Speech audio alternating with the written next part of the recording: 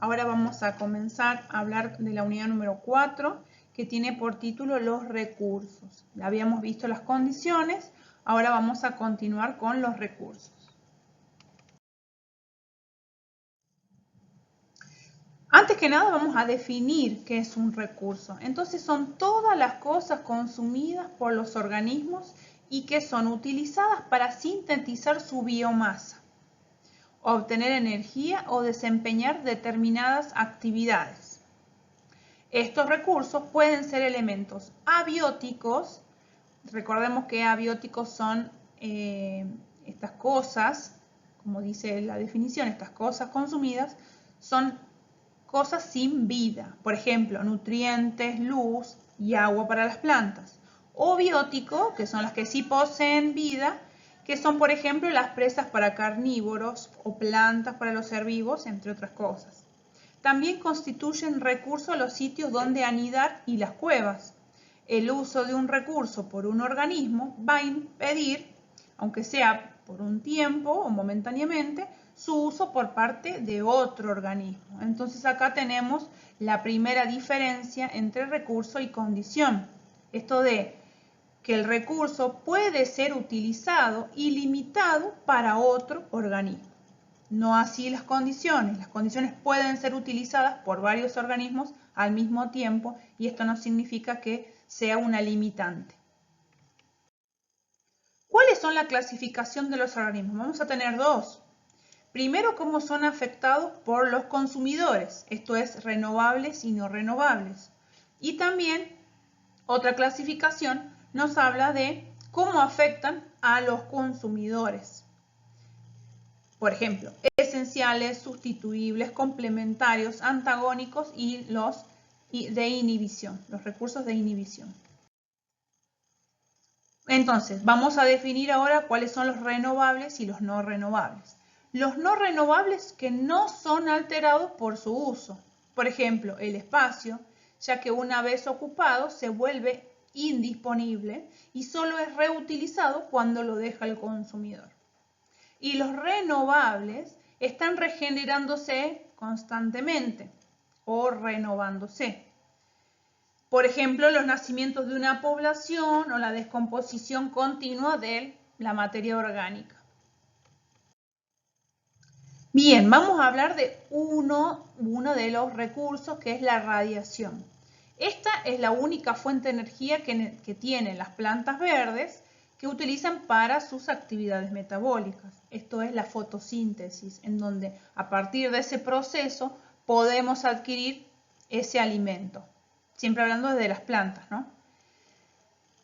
La energía radiante que llega hacia la planta en forma de flujo o radiación procedente del sol, ya sea de modo directo o después de haber sido difundida por la atmósfera o reflejada o transmitidas por otros objetos.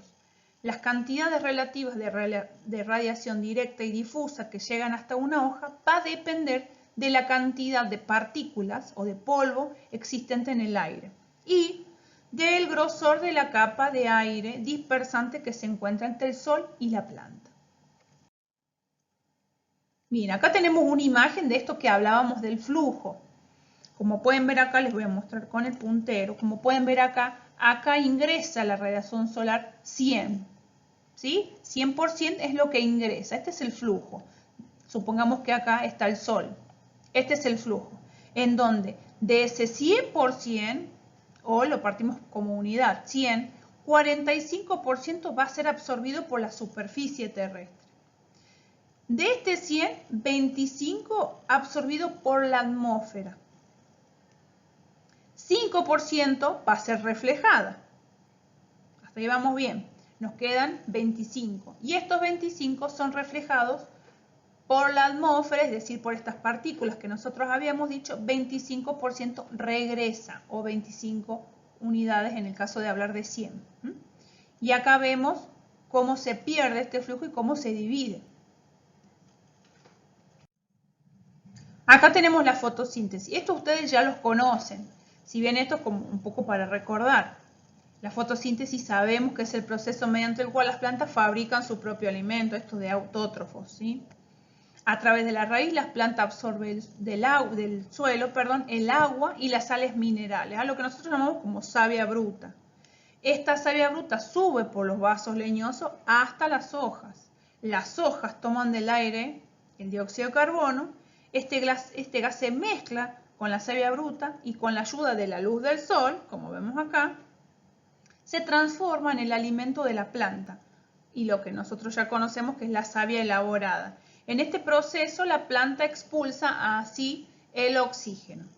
La savia elaborada se reparte por toda la planta a través de los vasos liberianos. ¿Esto qué es? Es el alimento que logró a través del proceso de la fotosíntesis, logra su propio alimento y esto es distribuido, ¿sí? Y nosotros nos beneficiamos con este oxígeno liberado. Entonces vamos a hablar del recurso agua. Ahora ya hablamos de la radiación solar, ahora vamos a hablar del recurso agua. La mayoría de los animales terrestres beben agua y o la obtienen de los alimentos. Una parte del agua es generada por el metabolismo de los alimentos y del material corporal y existen casos extremos en que los animales de zonas áridas consiguen obtener todo el agua de esta manera, en especial del metabolismo de las grasas. Y recuerden que acá también podemos hablar de nuestras especies vegetales de zonas áridas y cuál es su comportamiento, que ya lo hemos visto en adaptación, y cuál es el comportamiento también de los animales para no perder el agua o para poder equilibrar, por ejemplo, la temperatura y la pérdida de agua también. Bueno, acá nosotros lo que vemos es, me gustaría que lo podamos interactuar, ¿no? Pero nosotros acá vemos una imagen de un suelo con pérdida de materia orgánica. Y esta pérdida de materia orgánica va a favorecer la pérdida por evaporación del agua presente en esta primera capa del suelo. Ahora sí, esto es bastante largo, me gustaría que lo puedan leer más tranquilos, solos, pero de todas maneras lo vamos a leer rápidamente en este video. El agua y las plantas, factores que afectan la economía hídrica. Bien, para las plantas terrestres, al absorber dióxido de carbono, la planta verde va a perder agua, pero existen formas principales para reducir esta pérdida de agua. 1. Los ritmos de apertura y cierre de los estomas, es uno de ellos, va a asegurar que las partes aéreas de la planta sean más o menos impermeables al agua, salvo durante los periodos de fotosíntesis activa, es decir, en pleno proceso va a perder agua, ¿sí? Es habitual encontrar que el número de estomas por unidad de superficie de las hojas sea más elevado en las plantas que suelen estar sometidas a sequías y que tengan la superficie foliar con una cutícula más gruesa, esto es, impermeable. Algunos rasgos estructurales de las hojas, tal como los pelos, estomas hundidos y restricción en los estomas en zonas aéreas, en la zona aérea de la planta, especializada en la superficie inferior de la hoja. Reducen la difusión del vapor de agua desde la superficie celular húmeda del mesófilo hacia la atmósfera exterior y disminuyen así la pérdida de agua. Entonces, esta es una segunda estrategia para reducir la pérdida de agua. Algunas plantas pueden desarrollar hojas en forma bastante distinta a las diferentes estaciones. Por ejemplo, algunos arbustos del desierto, y ahí, bueno, nombra un lugar que es Israel, que es muy similar a lo nuestro, presentan hojas finamente divididas y con una cutícula fina durante la estación en la que el suelo contiene agua disponible. Estas hojas son sustituidas por otras más pequeñas, no divididas y con cutícula gruesa durante las estaciones con mayor propensión a la sequía, que caen a su vez y son sustituidas por espinas verdes. En estas especies se observa un polimorfismo secuencial del follaje a lo largo del año. Fíjense acá una palabra compuesta, polimorfismo, varias formas secuencial del follaje a lo largo de todo el año. Todo va a depender de la disponibilidad del agua. Vamos con el 4. El proceso de absorción de anhídrido carbónico en una planta puede ser disociado del proceso de la fotosíntesis. Esto se consigue manteniendo los estomas abiertos y absorbiendo dióxido de carbono durante la noche y cerrando durante el día. Esta es otra estrategia. Las plantas que muestran este comportamiento reciben el nombre de plantas CAM. También ustedes ya conocen cuál es, y si no la conocen, los invito a que puedan recordar. El dióxido de carbono fijado durante la oscuridad, es decir, durante la noche, es incorporado a la fotosíntesis durante el día, mientras los estomas permanecen cerrados. Este proceso constituye un modo notablemente eficaz de conservar el agua. Estas especies CAM están restringidas a ambientes áridos y habitualmente abiertos. Y el 5, en las plantas C4, también los invito a que puedan recordar cuáles son las plantas C4, el proceso enzimático de fijación de dióxido de carbono reduce la concentración de dióxido de carbono en el interior de la hoja, hasta niveles más bajos de los encontrados en las especies C3. Bueno, esto lo que me gustaría es que ustedes puedan leerlo y profundizar lo que es planta C3, planta C4 y plantas CAM, de manera que podamos hablar en el mismo nivel todos y podamos recordarlo. Los organismos como recursos alimenticios, depredadores, descomponedores y parásitos. Los organismos autótrofos, es decir, las plantas verdes y algunas bacterias que pueden producir su propio alimento, asimilan recursos inorgánicos formando paquetes de moléculas orgánicas, es decir, proteína, hidratos de carbono. Ustedes también de biología conocen cuáles son las moléculas de importancia biológica. Estos se convierten en los recursos de los heterótrofos, organismos que necesitan los recursos en forma orgánica, rica en energía, y forman parte de una cadena de acontecimientos en la que cada consumidor de un recurso se convierte a su vez en recurso para otro consumidor. En cada eslabón de esta cadena alimenticia podemos reconocer generalmente 3 vías hacia el siguiente nivel trófico. Esto también, estamos hablando de niveles tróficos de la cadena alimenticia que ya lo hemos visto en biología. En el primero tenemos la descomposición, en la que los cuerpos o parte de los cuerpos de los organismos mueren y junto con los productores residuales y de secreción se convierten en el recurso alimenticio de los descomponedores. Estos son las bacterias, hongos y animales detritívoros, grupos que no puede utilizar los organismos mientras estos están vivos. El punto 2 tenemos el parasitismo, en el que el organismo vivo es utilizado como recurso estando aún con vida. Definimos a un parásito como un consumidor que habitualmente no mata al organismo que le sirve de alimento y que durante su vida se alimenta de tan solo uno o muy pocos organismos a los que se llama huéspedes. Y en el 3 tenemos la depredación, que es la categoría final. Se aplica a aquellos casos en los que el organismo que sirve de alimento o parte del mismo es matado o comido, mejor dicho. Y acá tenemos una imagen de los descomponedores y cuál es su acción.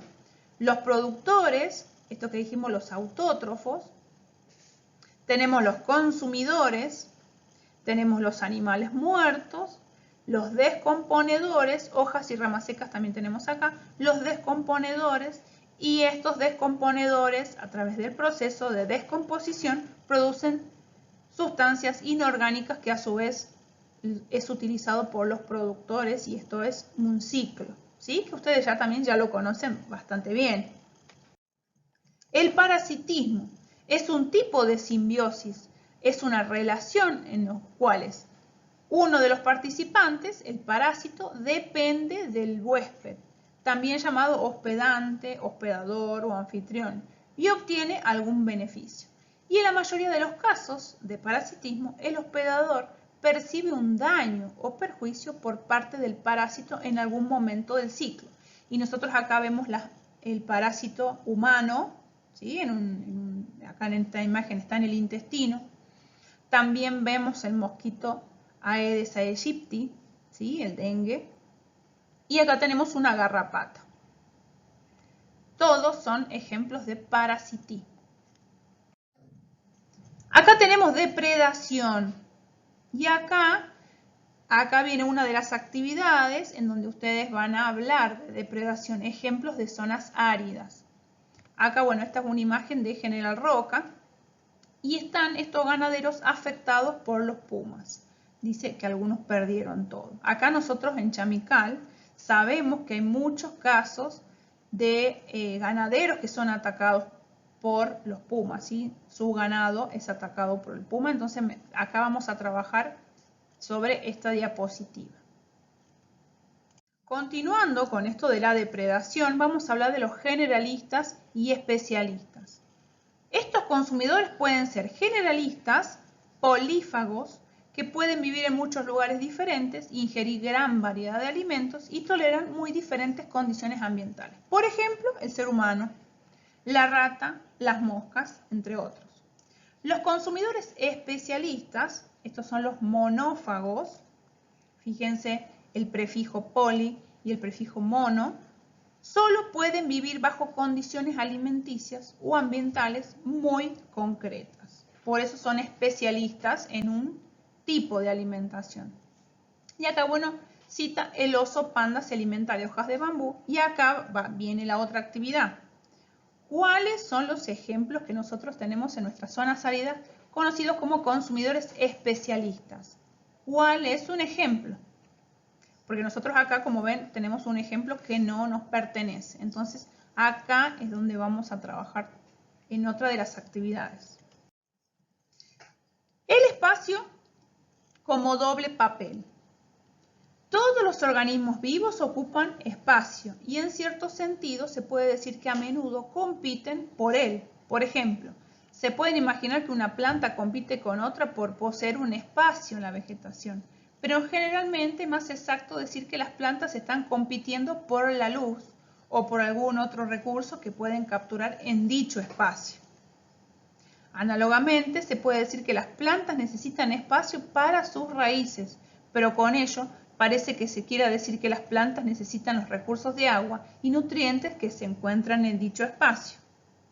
La palabra espacio puede ser utilizada entonces como una palabra de doble sentido para describir los recursos que pueden ser capturados en el espacio, más que para describir al espacio como recurso en sí mismo. Por ejemplo, existen excepciones como los bulbos de un cruzus que pueden llegar a estar juntos, que acaban empujándose unos a otros fuera de la tierra. Y nosotros podemos citar algunos otros ejemplos de esto de las raíces semienterradas, ¿sí? Podemos citar algunos ejemplos también. Entonces, el espacio como doble papel tiene que ver con este doble sentido y todo lo que ello implica. No solamente el espacio, sino todo lo que tiene que ver con él. Es decir, la disponibilidad del recurso agua, de los nutrientes, de la luz como una condición o también como un recurso. Y ustedes me pueden decir por qué la radiación solar puede ser una condición y también puede ser considerado un recurso ecológico. Bien, entonces hasta acá vamos a ver lo que son los recursos ecológicos. Y lo más importante de todo esto es compararlos con las condiciones y determinar cuál es la diferencia. Cuáles son los ejemplos de cada uno. En la actividad que vamos a hacer, Dios mediante el viernes, es la lectura de dos textos. Uno es el Aspidosperma quebracho blanco y el otro es una noticia en donde la vamos a abordar y vamos a determinar cuál es la condición, cuáles son los recursos de esos textos. Espero haber sido clara. Gracias por comprender en este momento que estamos pasando como familia y estamos en contacto. Muchas gracias.